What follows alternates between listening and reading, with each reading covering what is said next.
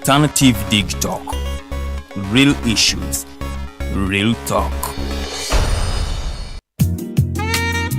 Kaseera kakulya waliwo ekifo e Bulenga awo ku Prime Shopping Mall restaurant eyitibwa Spice Island Bulenga. Bagabula ekyennyanja ky'otalyerabira. Goodsmeat balina offers buli lunaku eza burgers, sandwiches, pizza byonna ogula kimu ne bakwongeza ekyokubiri. Ate omwezi guno gwa Ramadhan bakutegekedde ffutaali erimu buli kimu ate ku bbeeyi eya wansi ddala. Jangu oloze ku kyenjawulo okukola order n'okubikuleetera kuba ku ssimu 0704 11 17 Abidi. Spice Island Bulenga. We treat your cravings.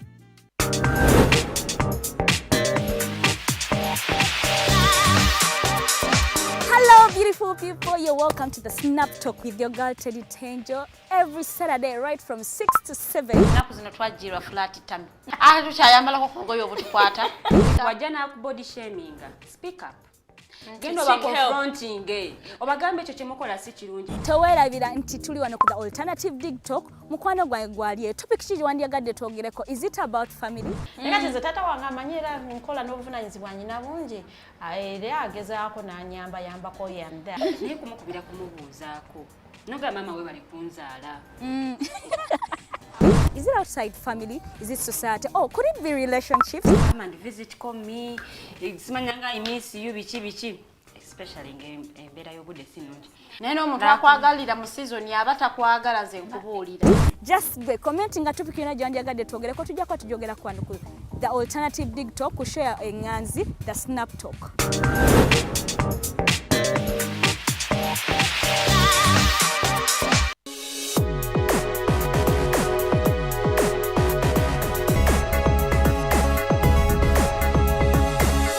The alternative Digitalk. Real issues, real talk.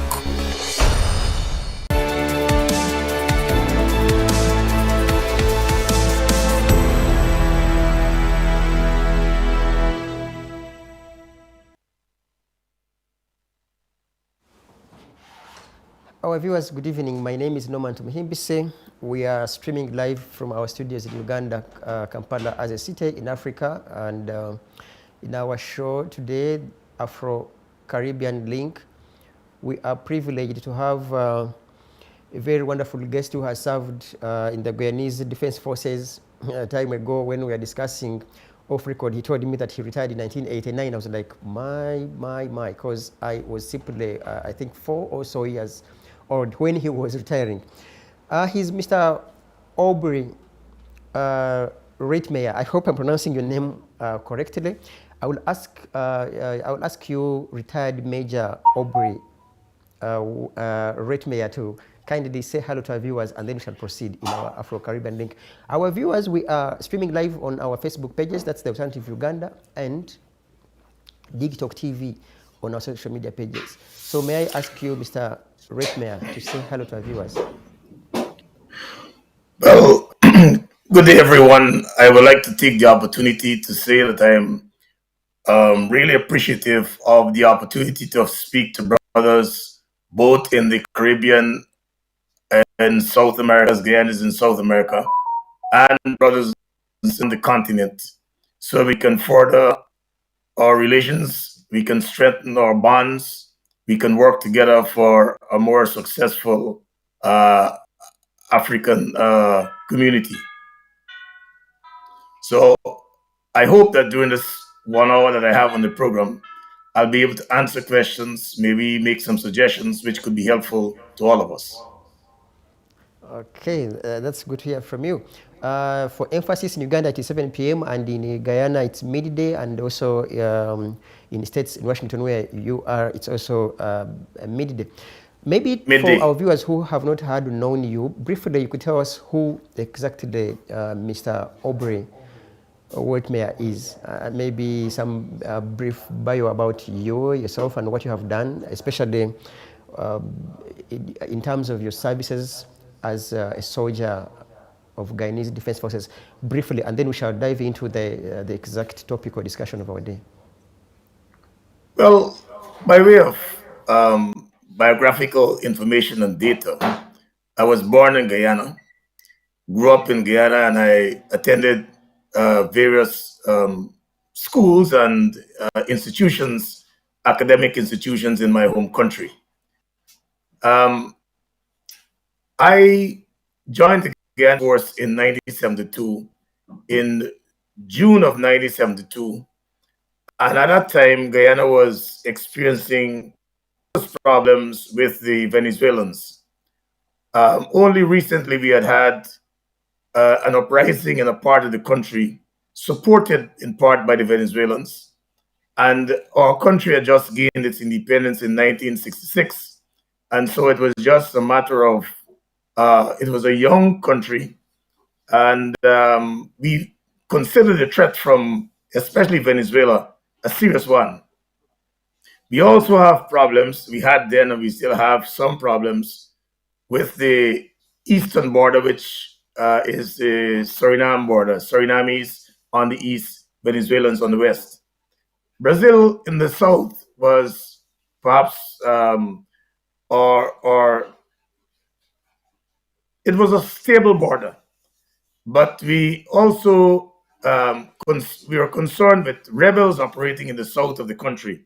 So even though the Brazilians were not asking for territorial concessions, there were people in the southern part of the country, which is called the Rupununi, those people who were restless.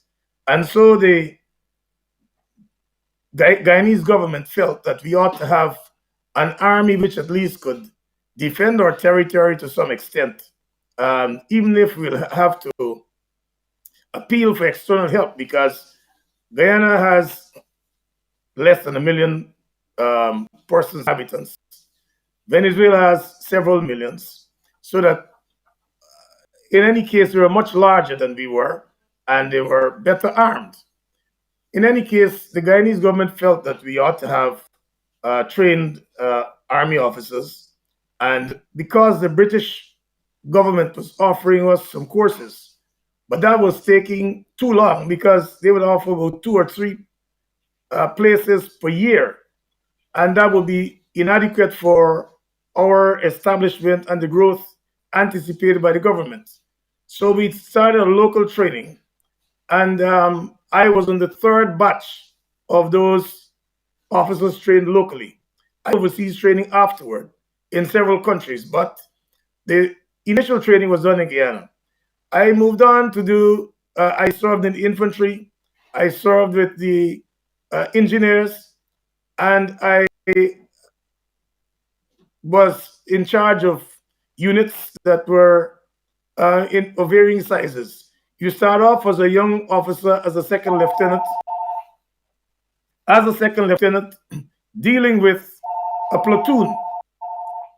And then after a platoon, we were able to move to a company. And after a company, I created a battalion. So I retired from the Army as a major in 1989 as a major. And I was commanding a battalion at that time. And we had the difference between combat engineers, which are engineers that are involved in laying mines and minefields and building bridges and roads and fields, etc. I was trained in that area. But I was also qualified as a mechanical engineer. So I operated in the engineering environment as well as in the environment. So I can go on, because I spent 17 years in there. And anytime I'm given an opportunity to talk about military matters, it's a topic near and dear to my heart. And I can go on, but I don't think it's appropriate at this time. So I would rather stop here. If anybody else wants to ask me any questions about my military career, I am to discuss it. Yeah, sure. The purpose for which I wanted your brief background is for our viewers, of course, to also ascertain who exactly retired Major Aubrey is, but also in particular, you know, we couldn't just fly into the topic of discussion minus having that brief bio. And for example, I would ask this question for purposes of clarity. There will always be reasons for which a young person at a time in 1972 when you joined the Army, the purpose for which you joined the Army, did you in any case achieve the purpose for which you had joined the army at a time. And then that will rather now diverse into the topic of discussion, because in Uganda, for example, or in Africa, young people will join the army having faced oppression, human rights violations, to mention but a few. So they want to join the army and sort such governance questions. Is it the very reason for which you joined the army? And if yes, did you achieve that before you retired in 1989?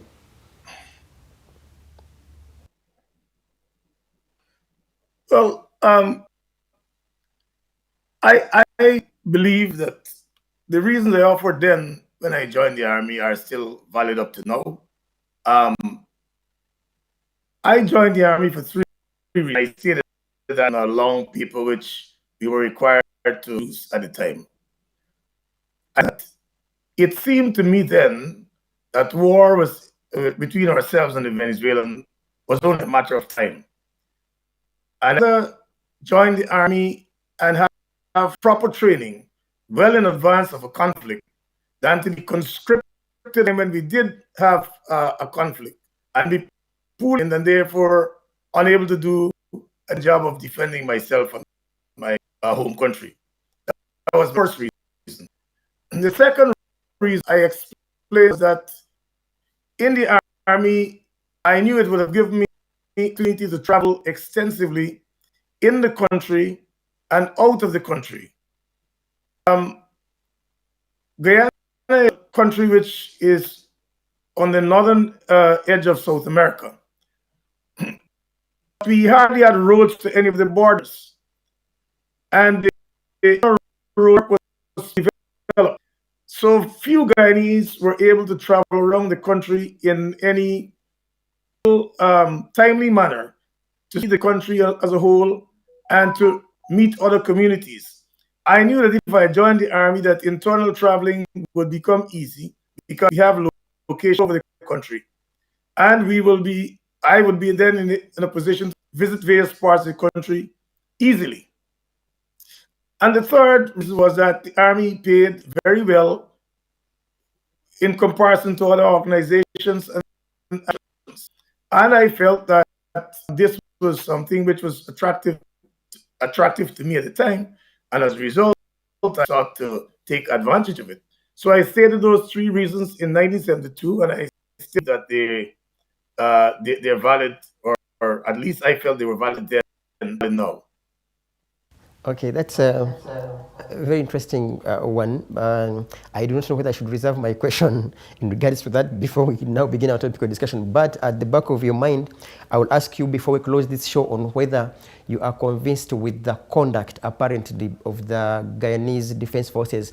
We have watched videos where they are involved into, shootings and evicting people and the rest. But we shall have that as we continue with our show. When we were discussing off record, we were trying to find ways through which we can accelerate Caribbean and African relations. And I was wondering on whether you could share with us in particular, what do you think is causing either the flops, this disconnect between the Caribbean and also Africa, and then after we have known why such is happening, then to also guide us find solutions to that, to that regard. Any thoughts, as in why are these two continents, for lack of another word, apart from each other, and yet you people have the roots in Africa?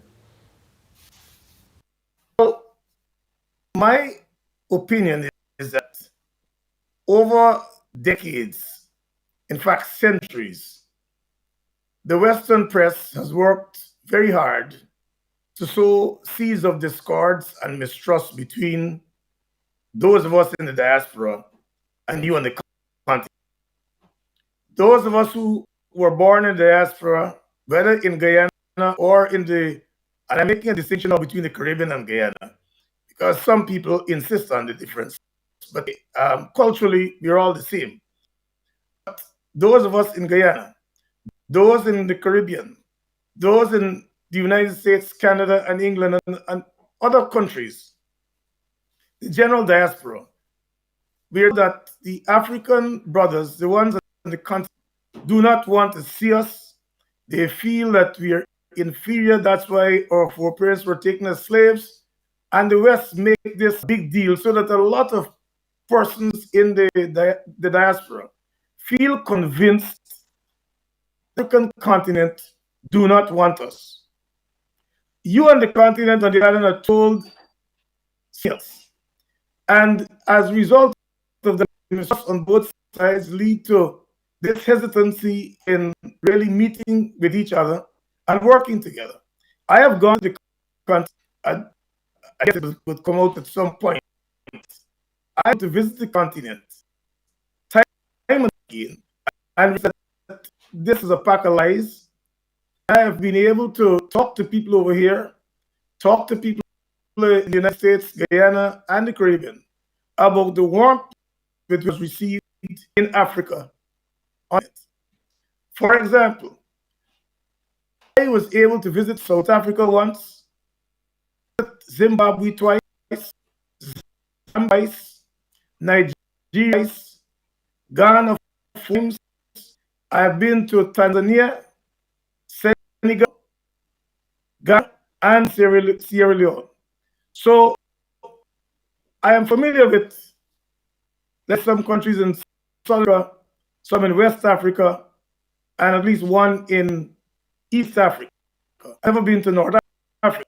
But acting with my brothers and sisters over there, never once they feel that they didn't want to see me, or they did not welcome my visiting them at the time. Of course, the question would be, why visit? Well, I'm having a Christian background and preaching the gospel. I also believe in humanitarian efforts. And I believe that Africans should help Africans. At least we should be the first to do so. Others may join, but I believe we should be the first to help kids. And so on each of those visits, we took as much supply as we could, several pieces of game equipment like soccer balls, tennis rackets, and other forms of gaming activities. But we call it mainly education and school supply and those things which would benefit students in the classroom. And I worked in a New York City system as a mathematician. And so I had access to a lot of material that they were no longer using in New York. And I was able to ship those pieces of material to various countries. I mainly concentrated on mathematics, science, and some reading material. And the reading I sent, even though it was, let's say, dealing with some aspects of social studies material here, I simply regard that as working on reading material. I wasn't asking people in Africa to study, learn, be interested really in the social studies for the sake that they must have to. But we use it as reading material. But my focus really on material regarding mathematics and science. I don't know whether I'm losing you, but also ask, one of the reasons for which Africans will easily cross to Europe or United States is because of the proven greener pasture which may not exist in Africa as a continent.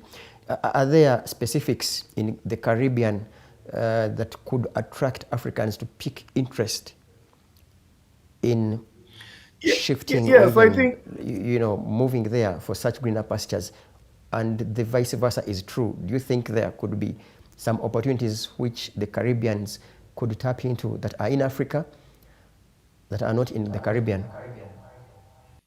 Well, yes. I feel that information, proper information, regular information, accurate information could help to dispel a lot of the doubts that people in the Caribbean feel about Africa. And at the same time, I can tell you, because when you asked about the relationship between Africa and the Caribbean, I said it should really be accelerating rather than starting the relation. Simply because in Guyana, for example, we have had Africans from many African countries studying here for quite a while now, especially in the medical field. I have met students from Nigeria, Ghana, Uganda, Zimbabwe,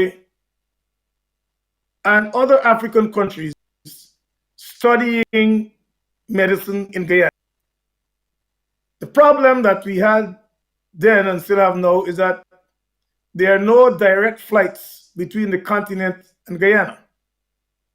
So that when a student was either traveling from Africa to Guyana for school or trying to go home for holiday, the cost of the trip was excessively high and the duration of the travel unnecessarily long. So that I felt that if we could have direct flights, we could see many students studying in Guyana and their relatives being able to visit them while at school. Most of these parents that were able to send their children to school in Guyana were people, they had some economic means. I felt that if the traveling experience was simpler, travel to visit their children during the year or at the end of a school term or something. But this was not possible because we have no direct flights between Africa and the West Indies. And I think that if we are able to improve the situation, many more individuals from Africa will come to visit and ultimately come to stay.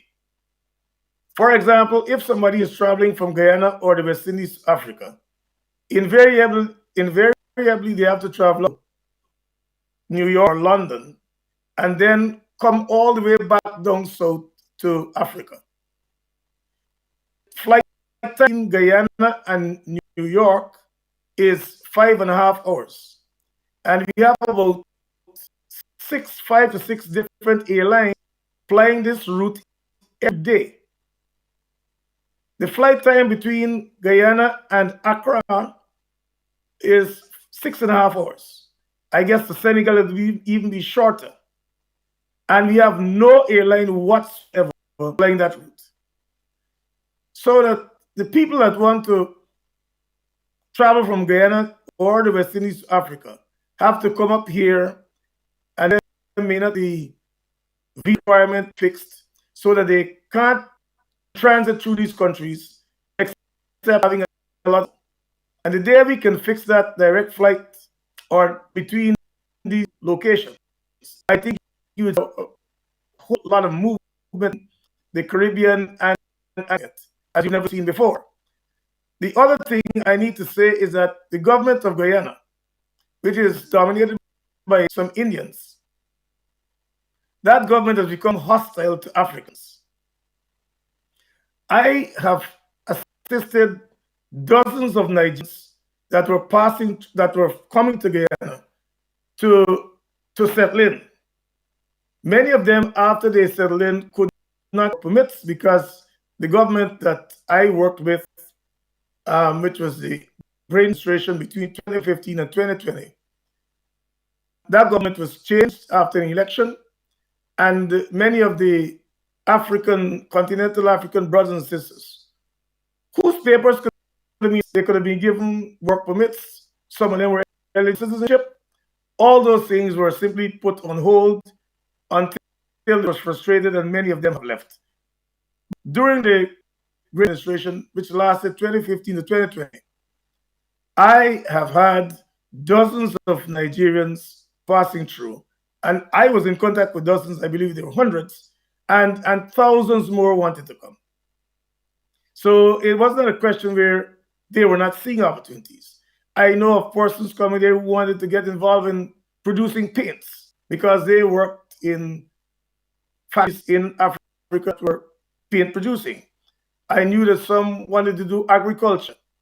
I knew that someone wanted to get involved in the timber industry, wanted to get involved in manufacturing, like mining. Those persons were not given any help. And ultimately, some of them are still there. I'm in contact with some of them, many of them have left. You ask about the other way around. Yeah, I believe that okay. that in some cases, because of the rates, people in the West Indies, especially the Caribbean, would want to take advantage of opportunities that exist in Africa, but they don't know enough. There is no network that can really put them in contact with people as individuals, and hence I think this radio program is a step in the right direction. Because for small amounts of money, in terms of investment, people can invest in countries in Africa, in small businesses, and those they can decide to expand or they can diversify. Excuse me.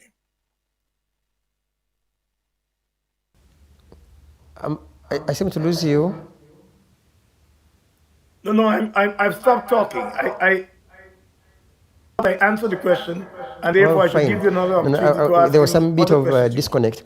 You talked about hostility, and in particular, I want to borrow examples of Africa here.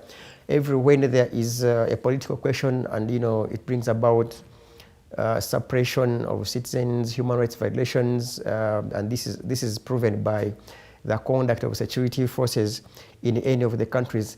In the recent past, it's what has been worrying so many that has been happening, in particular Guyana. But when you also look at the political question in Trinidad and Tobago, when you look at the other countries that have issues in the entire Caribbean, don't you think that could scare away Africans in particular? Because if you look at some of the persecutions and racial discriminations, you find that they are attacking rather so much of the blacks.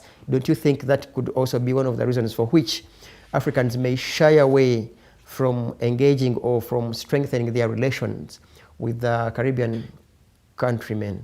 Well, certainly, I do believe it has an effect. And in fact, if you look at the data, I don't have the data available, but during the 2015 to 2020, the numbers of Africans traveling to Guyana has upped sharply today as against that time. In fact, I know it's very, very, very difficult to even have a visa to visit Guyana. The same goes for Haitians. Whereas the people from India, Bangladesh, Pakistan, the Indian subcontinent in general, are able to freely come and freely go. I also would say, because when these things are happening to Africa, African governments seem to want to represent the interests of their citizens. I believe if governments decide that they will represent their citizens aggressively, there will be a reduction in this kind of behavior and treatment toward Africans.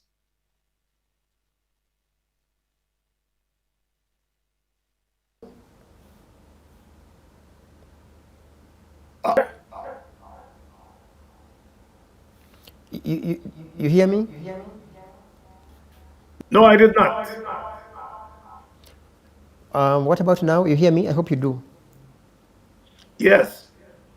Yeah, you are trying to elaborate more about the concerns in regards to such brutalities, on whether or not they can affect such interests by Africans to connect with the Caribbean countries, and that's where I lost you as you try to explain. Oh, can you hear me now? Hello? Can you hear me now? Yeah, sure, I can hear you. All right, I'll revisit the point.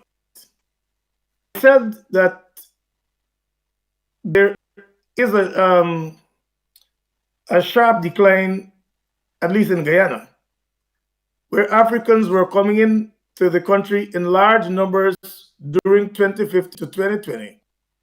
And the numbers have declined sharply because of the behavior of the Indian-dominated government in Guyana. I'm saying it would be helpful if countries begin to make better and stronger representations so that this behavior of discrimination can be reduced or people can desist from making them.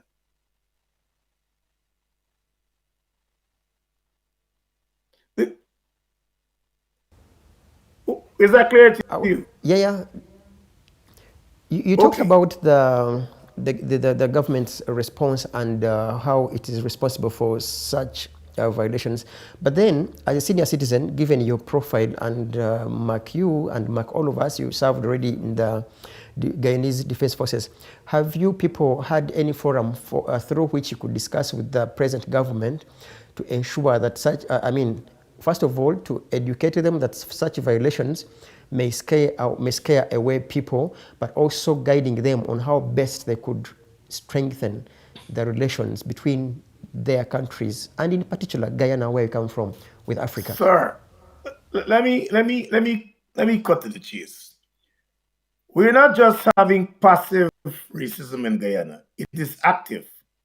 In fact, I believe, as a person of African ancestry, I stand a chance in having justice in the United States that I do have in Guyana. And it is for the African country to utilize the behavior of the Indo-dominated government in Guyana. It is an abomination to democracy. I've seen President of Ali of Guyana going to Africa. Africans, head of states, seem very warm and welcoming to him, etc. It is not the AU and other countries in Africa sending persons quietly to make investigations to find out from the man in the street.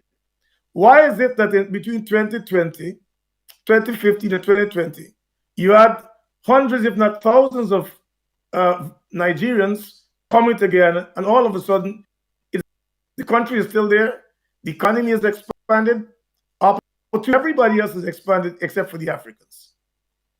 The same goes to the Haitians. I think that asking me and other Guyanese, we do not have any leverage on this president. We're seen as Africans, and the determination of the Indo-dominated government is to subjugate every African. So they don't listen to you. Even though you token ministers, black African ministers in their cabinet, like the prime minister, he is just a window dresser. He has no power. And I think that what would be helpful to the community, the continental African community, is to send in persons quietly to find out from the man in the street how they feel. And you will get a total understanding of the way people, Africans in the country, Guyana at least, feel. Now, Trinidad is very similar, except that there is a Afro-dominated government in Trinidad. But the level of racism in the street, in businesses, etc., in Trinidad is just like in Guyana.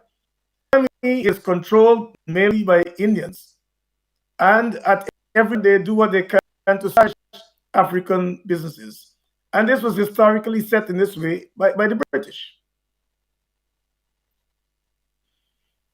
In that very regard, do you have any political party for which you are leaning to?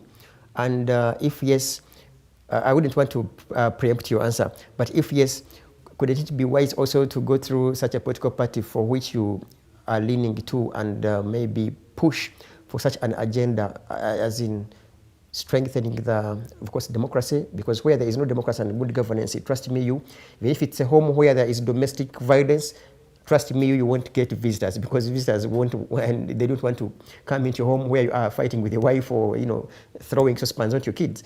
So, is there any political party for which you are leaning to that you could perhaps work with in regards to push agenda? That's an easy question for me, because I work directly with the leader of the opposition. Guyana has two main political parties, and I work directly in the office of the leader of the opposition. So I have access to political figures. But as I said before, there is a concerted effort. This is no question of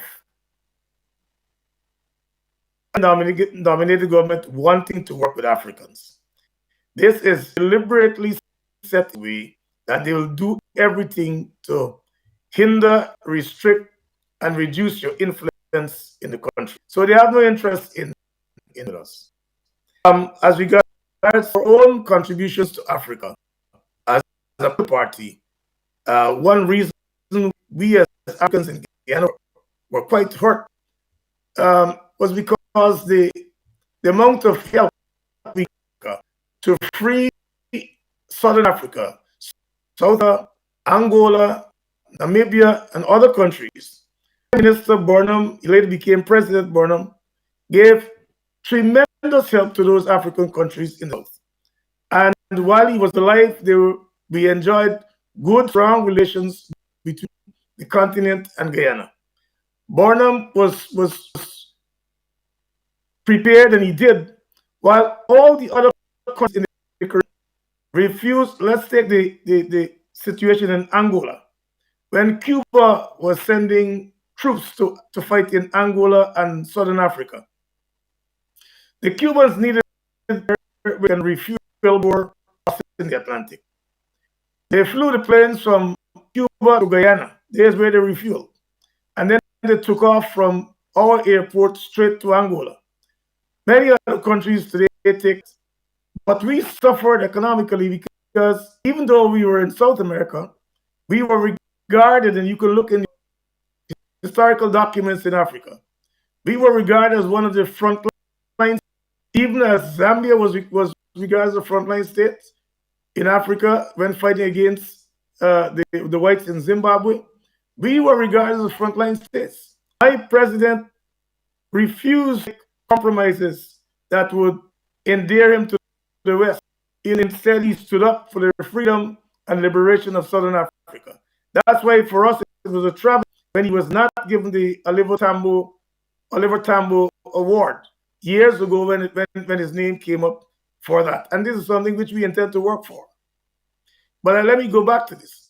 I was present in the United States while the first president of Namibia was giving his farewell speech.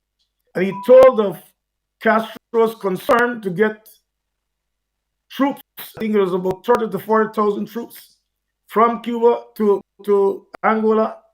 We had to get fuel kitchens, medical supplies, artillery pieces, and all those things had to pass through Guyana.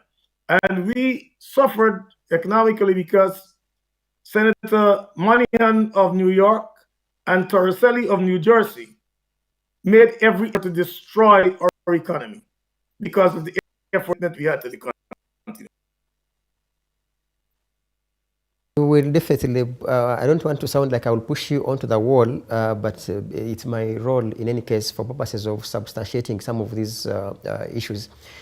You have clearly stated that you are working closely with the leader of opposition, that's Mr. Aubrey Retemyer. Now, yes, you people, I will definitely have you amongst the people that I'm mentioning. When I say you, to mean Prodo, you and Retemyer and others, you have been in power prior. Did you sort such governance question? Did you also go ahead to strengthen or work towards strengthening the relations between, I want to now take Guyana as a country, not now the entire Caribbean. Did you try your best to ensure that Guyana in particular connects too much with Africa when your colleagues and yourself were in power then? Because I'm trying to mark your word that you are working closely with the leader of opposition. Well, I'll be forced to admit that, firstly, Mr. Norton was not the leader of the government or head of government at the time when my party was in office. We had a president by the name of David Granger.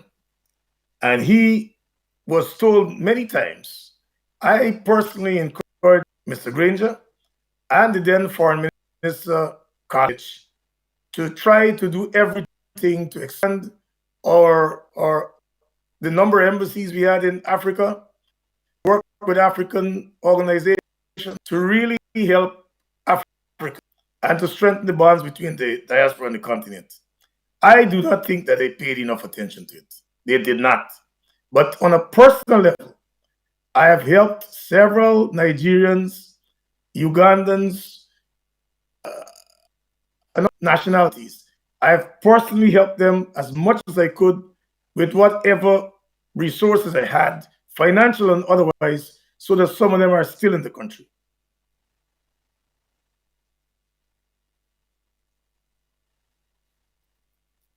I mean, I don't want to say that you're throwing away the blame, rather. But there is, I do not know whether, I'm trying to ascertain in regards to our time, so that we can have this also ready to you for your response.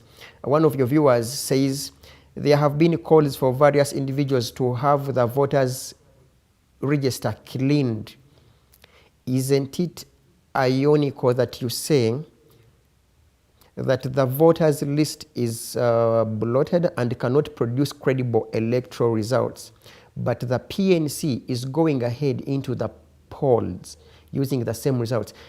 In summary, will you even be part of such? Would you support the forthcoming elections, rather local government elections?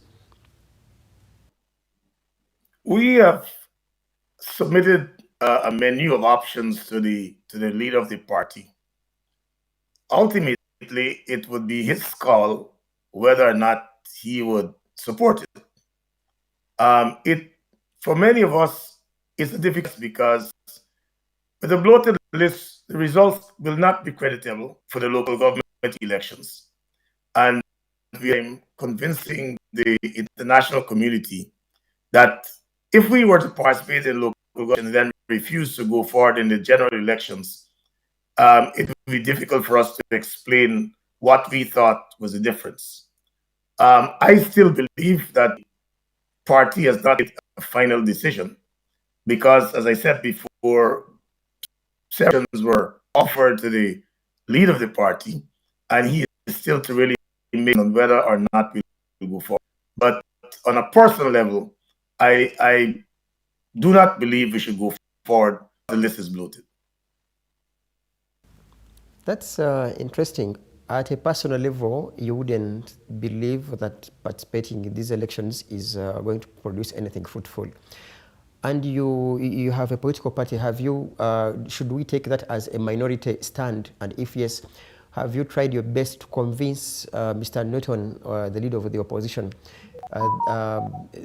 the evils regarding their participation in this process? Because literally, as we may be aware, all of us, an election is not simply an event. It's a process that has a number of sequence of events where every single event matters a lot and can determine the outcomes of the entire process.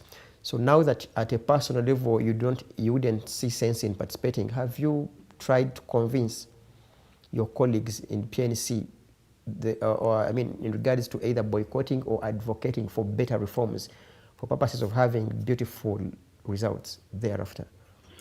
Well, those of us who have our doubts have expressed those doubts.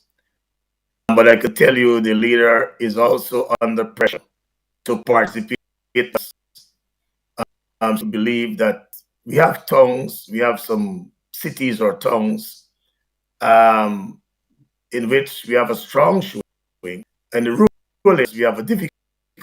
And some people believe that we hold on to the tongues in which we do have strong support, and we give them up to the other side without a fight. It's extremely difficult to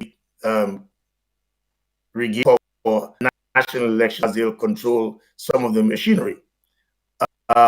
So the leader has a number of options, and he will have to sit down with a group of persons who are able to weigh the pros and cons and finally make a decision. But I know the pressure is on him from both sides. Some people believe we must participate. Others are saying we should not. I happen to be one of those who believe that we should not for the reasons I offered. But I would say, to be honest, the leader is faced with quite some pressure from both sides. Brings me back onto you to get your stand. Don't you think such difference in, I don't want to call it an ideology, difference in decision making to those who are pro and those that are against, don't you think such could cause some conflicts with internal conflicts within the PNC as a political party? Well, I mean, almost every political party, to be realistic, will have people who will be for one or the other, and so the policies. And at some point, there'll have to be some reconciliation about these views. Ultimate responsibility will rest on the leader of the party, and he will have to find a way of working along with. He'll have to find a way of explaining whatever he's doing to sufficiently convince people who might be against a particular view why he's doing what he's doing. But this is not unique to the PNC. It's all over the world. You have people within parties that are have diverging views, and it is the challenge that the leaders face from time to time. They have to find a way of convincing people who may not initially go along with a particular view that this is the best course of action. Okay, that's yeah, that's a good one. We briefly, I want to bring you back to ours, now referring to myself as part of ours. That's Africa and the Caribbean, and I want to share your view in regards to now, because our remaining minutes want to now dig deeper onto providing solutions on how best we can have this entire rather gaps bridged in regards to, let's say, tourism. How can Africa tap into the Caribbean?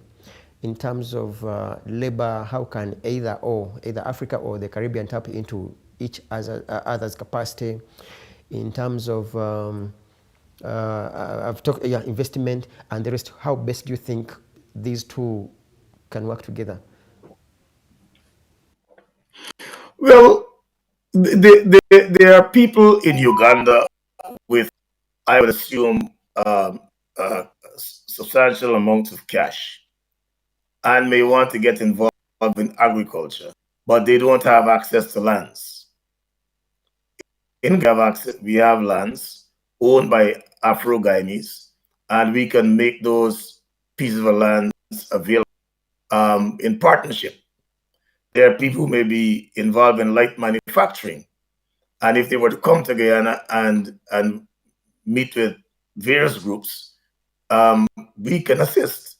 I think what your show can do is to try to create the network or strengthen the network that exists informally between us in the West Indies and you in Africa. I am one of, I've seen Guyanese participating on your own, and I would recommend that one or two other names I will offer you after those persons. I believe networking could help us. I also believe that if enough information, for example, in Uganda, but let me just say this. I know that in Uganda you're producing a kind of clay bricks and clay blocks that we once produced in Guyana. And I've individuals doing it by hand. In fact, one woman that was a beauty queen in her own community, state or province was both a maker or producer of clay bricks and clay blocks at the university, and she was also going up for some beauty pageant. I smile because it's quite a diverse situation, and there's a range of qualities she must have to be rolling up those various activities in a timely manner. But let us say she had a small operation, and some of us were interested in it, we could maybe afford to send and partner with her or anybody else doing it. Baking or bakery, we can afford to. There are people in Guyana who may be willing to support some businesses in Uganda for monetary reasons, not just charity, not just charity, but to earn money as a business proposition.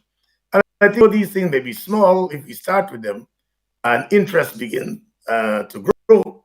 Certainly, over time, we will be able to find ways of getting where we want to go, no matter how difficult the arrangement might be. I also believe that as I need to make this point that sometimes even in some of the conflicts that you have there, some of us have played a role in conflict resolution on the continent. For example, I remember meeting the Prime Minister or the President, sorry, of Eritrea when the Ethiopians and the Eritreans were at war in 1999. I was from New York that met with the staff of both Ethiopia and Eritrea and really them to have some sort of peace agreement. The United Nations had failed. They tried. But a small group of us from the diaspora got together and to visit both embassies, the Eritreans and the Ethiopians. And after a few weeks, the war stopped regarding the Badme Triangle. And I remember 6 months after, Eritreans sent to invite us to the consulate here in New York, and we went to the consulate and we met in Tefwerki, and he thanked us for the efforts we made to halt to the conflict. I was happy to see that, after 20 years, that's in 2019, that they had again resumed relations by opening the embassies in those two countries and had resumed flights. I had met President Kabila before he passed away. Kabila came to New York. I met with Kabila. I drew up a proposal how best we can work from the diaspora with the Congolese DRC. Unfortunately, even though that was the discussion was rather advanced, he had sent somebody to meet with us. I met with him in August. He sent someone to meet with us, and he was killed, I think, January 16th of the following year. So that the plans we had for strengthening relations between the diaspora and the DRC fell apart. And that's his successors. Yeah, that is sad. Now, I have two last questions for you to substantiate about. As far as your constitution is concerned, there is somewhere where you say in your constitution that every Guyanese must be happy. Now, from my research and some of the contacts they are in your country, they tell us that young people are so much of, they spend a lot of time into fun, for lack of another word. They literally don't pay attention onto governance issues. Why is it that way? Because if you look at your biography, yourself when you were young, you participated and you ensured that you could serve your country through the Guyanese Defense Forces, which is now the opposite, that young people are fond of spending time into luxury, fun, leisure. What could be the cause of such conduct amongst young people? Well, in my times as a young person, we had a president or prime minister who intent on really seriously developing the country. And he felt that the young mind was supposed to be utilized in constructs, and he created, by way of his policies, opportunities for participation, not only in the military, but in other areas. For example, young people that were attending college. We had one university at that time, one college at that time, called the University of Guyana. I guess in you would say UG. But we had the um, the University of Guyana. We were required to do at least 1 year of national service. So even if you were attending this college and you're qualifying whatever year you were qualifying and studying, you had to serve in an environment where national development was a part. You were sent to some part of the country, you worked on a farm, or you worked in some other areas where we were producing something. And as a result of you were encouraged to be a patriot, you were required to involve in national defense, etc. These days, it's not so. So the young person is in fact distracted. The government deliberately produces activities that are meant purely for distraction, very much like the Romans. You know, you give the masses distraction by way of circuses, gladiator fights, and anything else. The masses always fall for that kind of entertainment, even to their own detriment. And we in Guyana are suffering from that. The acts in Guyana are to distract by way of those activities, and we suffer from it.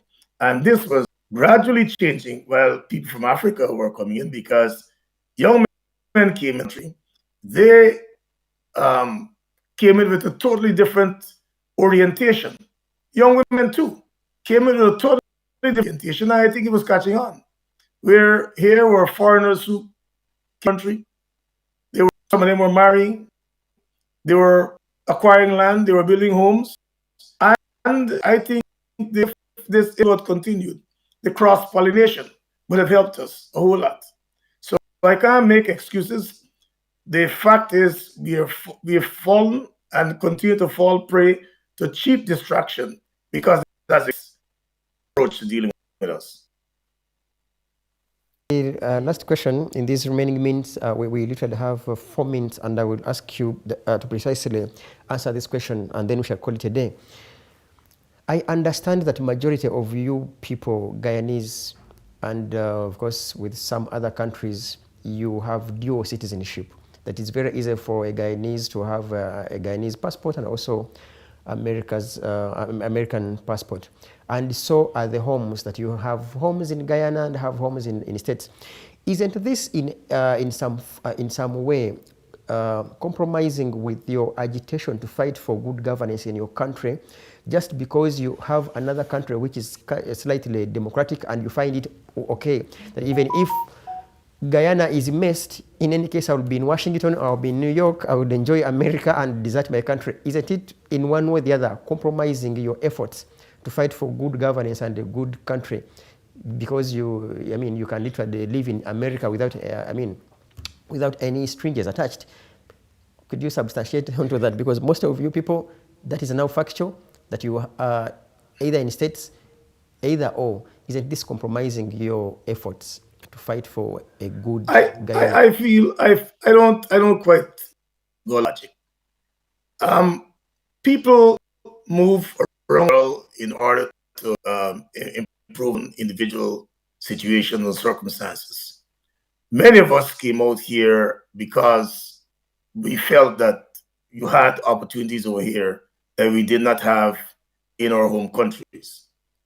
And we worked and achieved a certain level of comfort over here, and it was beneficial for us to acquire homes, etc. But many of us have gone back to Guyana and are playing even a more vocal and dynamic role than people who have lived there. For example, some of us can speak out on some things because we have an alternative. And some people in Guyana are afraid to speak out on those same things because they have no alternative.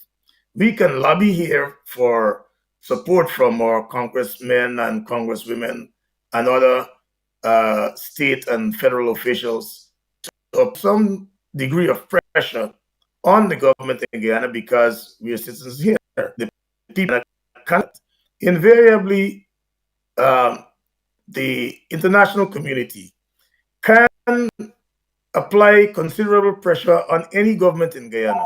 And those of us who are living here are in a better position to have those countries pay attention to what we are saying than those people in Guyana.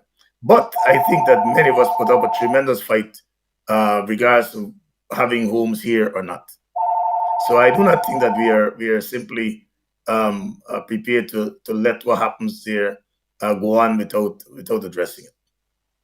Okay, okay, thanks, Mr.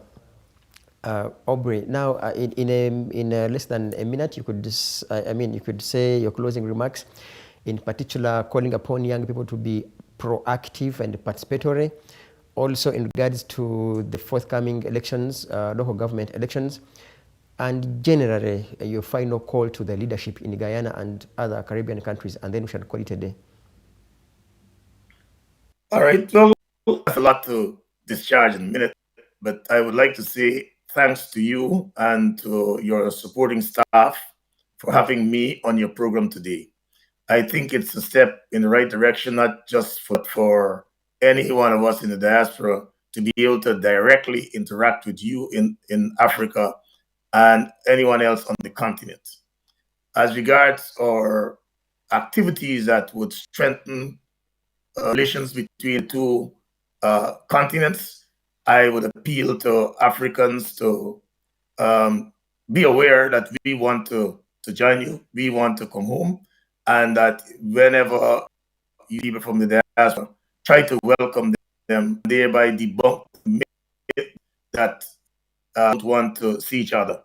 I will at the same time continue to spread the word that the Africans on the continent have always been warm to me and many others who've gone there to live or to visit or to do business. I believe that my fellow countrymen should be aware of what we're getting into regarding this local government election. And at some point, when the leader decides what the course of action, rather than splitting up because of this decision, we should find a work, continuing to work together, because therein lies our salvation. I believe also that internally, there are areas in which we can have cooperation, provided we have information on a timely basis. And I would ask you and other radio stations to try to keep us informed so that we can all move on in the same and at the same pace, or accelerate the pace, because all around the world we are threatened.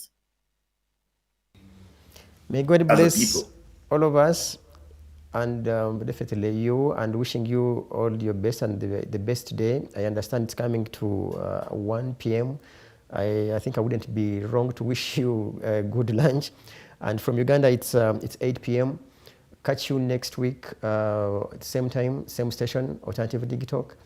And definitely with you, Mr. Aubrey will ask you that once we also knock on your door, that you indeed offer time so that we can also expand and expound more of this. May God bless all of us.